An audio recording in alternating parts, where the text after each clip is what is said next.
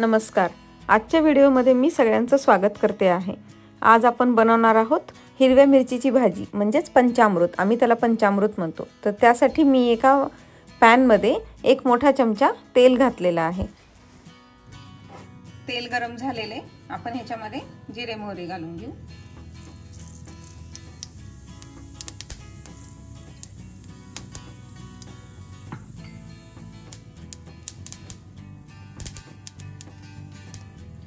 आता मोहरी चांगली तडतडली आहे. मी इथं पेस्ट करून घेतली आहे. एक छोटंसं लसूण, अद्रक, थोडंसं खोबरं आणि कढीपत्ता.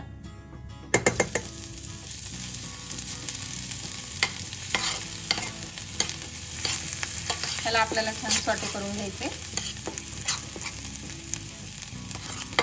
आणि हे मी हिरवी मिरची चिरून घेतलेली आहे.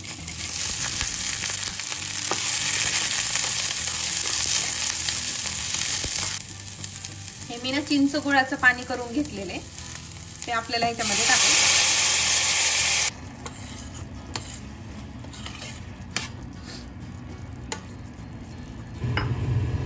साधारण मी एक अर्धी ते पाऊण वाटी पाणी ह्याच्यामध्ये घालून घेतलेले. ह्या पूर्ण मिरच्या आपल्याला चिंच गुळाच्या पाण्यातच शिजवून घ्यायचे. हे थोडंसं आटेपर्यंत आपल्याला असंच ह्याला शिजवून घ्यायचे. त्याच्यामध्ये आपण हळद ऍड करूया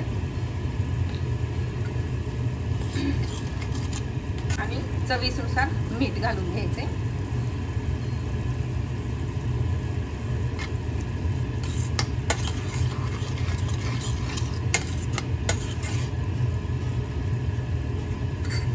आता ह्याला आपण 1-2 मिनिट झाकून ठेवू म्हणजे मिरची पटकन शिजून येईल. मिरचीला शिजायला जास्त वेळ लागत नाही,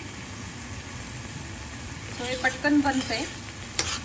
हे बघा, पाणी पण छान आता त्या मिरचीमध्ये मस्त ऑब्झर्व झालेला आहे.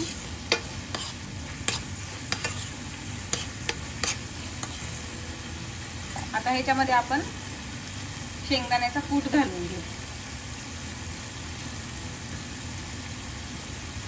साधारण 2 चमचे मी घातलेला आहे.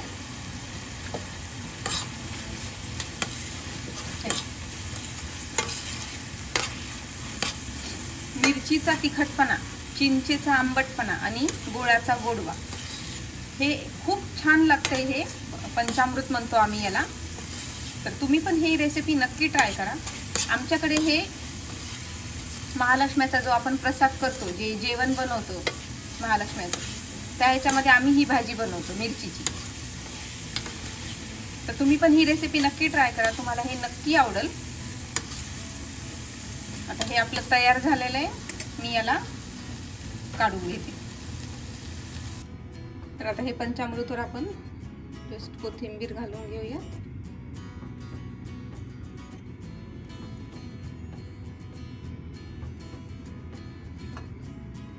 तयार आहे आपलं पंचामृत. तुम्ही ही रेसिपी नक्की ट्राय करा आणि आवडल्यास शेअर करायला विसरू नका. आणि माझ्या चॅनलला सबस्क्राईब केलं नसेल तर पहिले सबस्क्राईब करून घ्या. भेटूयात असंच एका छान रेसिपी सोबत पुढच्या व्हिडिओमध्ये. थँक्यू.